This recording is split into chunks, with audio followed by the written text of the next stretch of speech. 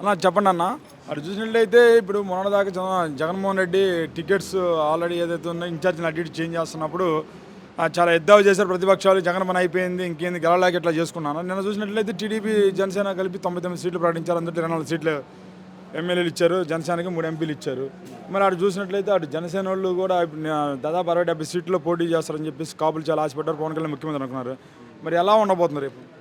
ఏముండదండి, జనసేన ప్రభావం అసలు ఈ రాష్ట్రంలో ఏముండదు. జనసేన ప్రభావం, కాంగ్రెస్ ప్రభావం, సిపిఎం, బీజేపీ, టీడీపీ ప్రభావం ఏముండదు. ఒకటే వైఎస్ఆర్ అంటే labour party, SC, ST, BC, minority. ఎంతమంది అన్నారని గుర్తుపెట్టుకోండి. ఎస్సీలు ఏమీ లేదు, వీళ్ళు వచ్చే పని అయితే ఏమీ లేదు. ఎస్సీలు వాళ్ళ పెత్తనం, ఊర్లో ఒక్కరున్నా మేము 100 మంది ఉన్నా కూడా ఎస్సీలు, బీసీలు వాళ్ళ కింద పని చేయాలి. అదే వైఎస్ఆర్ అనుకో, మాది పెత్తనాలు, లీడర్స్ మేమే ఉంటాం, ఎస్సీలు, బీసీలు, మైనార్టీలు. అందువల్ల జనాలకు తెలుసు, ఇలా పాత రోజులు కాదు, ఇవాళ పాత రోజులు చిన్న పిల్లలకు కూడా తెలుసు. కడుపులో ఉన్న పిల్లోడికి కూడా తెలుసు. ఇవాళ కడుపులో పుట్టిన పిల్లోడు కూడా జగన్ జగన్ అంటున్నాడు. ఇవాళ రాష్ట్రంలో అలా ఉన్న పరిస్థితి. ఎవరినన్నా గైలి రాష్ట్రంలో అలా ఉంది పరిస్థితి అని మీరు అన్నారు. అసలు రాష్ట్రాన్ని నాశనం చేశాడు జగన్, పరిపాలన పిచ్చోడి చేతిలో రాయలాగా ఉందని చెప్పేసి అన్నాడు చంద్రబాబు నాయుడు. అంటారు ప్రతిపక్షాలు, ఏవైనా అంటారు. అసలు మీకెందుకు, మీకు ఒక్కసారి రేపు ఎలక్షన్లో చూడండి. ఈసారి ఆంధ్రప్రదేశ్లో వారు వన్ సైడే. అద్దంకిల అనివిరెడ్డి గారు గెలుస్తున్నారు, రాష్ట్రంలో జగన్మోహన్ రెడ్డి సీఎం. రాసి పెట్టుకోండి.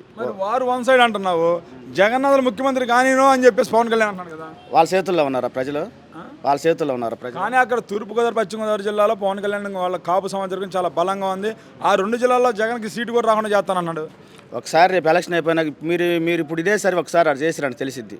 అలాగే ఉండిద్ది. జనాల మైండ్ సెట్లో ఒక ఊహించుకున్నారు, ఎవరు వస్తే మనకు మంచిది, ఎవరు వస్తే మనకు మంచిది కదని. వాళ్ళు వస్తే పథకాలు ఏడుంటాయండి, పథకాలు ఏడుంటాయి. ఇవాళ ఎస్సీలు, బీసీలు, మైనార్టీలు కుర్చీలు వేసుకొని కూర్చున్నారు. వాళ్ళు వస్తే కింద కూర్చోవాలండి. జనం అర్థం తెలుసుకున్నారు, తెలుసు మొత్తానికి రాష్ట్రం మొత్తం. జగన్ పథకాలు పక్క రాష్ట్రాలు కూడా అమలు అవుతే బాగుండని కర్ణాటకలో మాకు తెలిసిన వాళ్ళు, మా ఫ్రెండ్స్ వాళ్ళు చాలామంది చెప్పారు. కర్ణాటక, చెన్నై ఉంటారు కదా. ఇటువంటి ముఖ్యమంత్రి రాడండి, మళ్ళా రాడు. ఈ ముఖ్యమంత్రి కనుక కోల్పోతే ఎస్సీ, బీసీలు మేము నీళ్ళున్న చచ్చిపోయినట్టే మేము.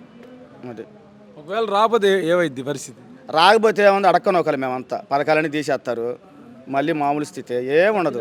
అదోగతే. ఇది కనుక పొద్దున్న 6 గంటలపై సాయంత్రం 6 దాకా పింఛన్ కాడ కూర్చోవాలి జనాలు, అంతే. చేసేది ఏమవుతుంది? పొద్దున్న 6 గంటలకు పింఛన్ ఇస్తామని రేపు చెప్తారు, సాయంత్రం 6 గంటలకు పింఛన్ కాడ కూర్చోవాలి. కోటా బియ్యం కోసం పోతారు, పొద్దున్న 9 గంటలకు పోతారు, సాయంత్రం 10 దాకా కోటా బియ్యం దగ్గర కూర్చోవాలి. ఉపయోగం ఏముంది? కార్డు పెట్టాలి, సర్వర్ రావట్లేదమ్మా అంటారు, కూలిపోద్ది 500, నష్టపోతారు. ఇంకా అంతమించి చేసేది ఏముంది? నీకేమనిపిస్తున్నా జగన్ మళ్ళీ గెలుస్తారు? జగన్ చేసిందంతా మంచి పనే, తప్పు ఏమి చేయలే. లేని వాడికి 15-20 సంవత్సరాలు చంద్రబాబు నాయుడు పాలన చేస్తే ఏ రోజు కూడా ఎవరికి ఒక పట్టా ఇచ్చింది లేదు, ఒక ఇల్లు కట్టింది లేదు. జగను కేవలం 4 సంవత్సరాలు, 9 పోయినసారి ఓడిపోయిన, ఈసారి గెలిచిన కొన్ని వేల మందికి, కుటుంబాలకి, బేల్దారులకి, కార్మికులకి మొత్తానికి పని ఒక ఉపయోగం కల్పించాడు. కాబట్టి అతను దేవుని లెక్క. మళ్ళీ అతను రాకపోతే కొన్ని వేల కుటుంబాలు నష్టపోతాయి. ఎలా అంటే సిమెంట్ రోడ్లు రావు, డ్రైనేజీలు రావు, ఏమీ రావు. అతను మళ్ళీ గెలిచాడంటే ఉన్న ప్రజలకు పట్టాలు వస్తాయి, సిమెంట్ రోడ్లు వస్తాయి, అన్నీ వస్తాయి. అతను అప్పు చేశాడో పప్పు చేశాడో అనవసరం. అది ఏదో నువ్వు చేయని చేతకాక ఇంత మొదల నుంచి ఓరుకున్నావు. ఇప్పుడు ఇతను చేశాడు, మగోడు, నిన్ను కొట్టాడు, నన్ను పెట్టాడు, అనవసరం. ఇతనే రావాలి, ఇతనే సీఎం. జనాన్ని బతికించాలంటే ఇతనే. నువ్వు వచ్చావు పప్పునాయుడు 15 సంవత్సరాలు చేసావు, ఏం బొచ్చు బీకేవాడా? ఏం బీకావు? చేసేది అదే, ఇంకంతకుమించి ఏం లేదు.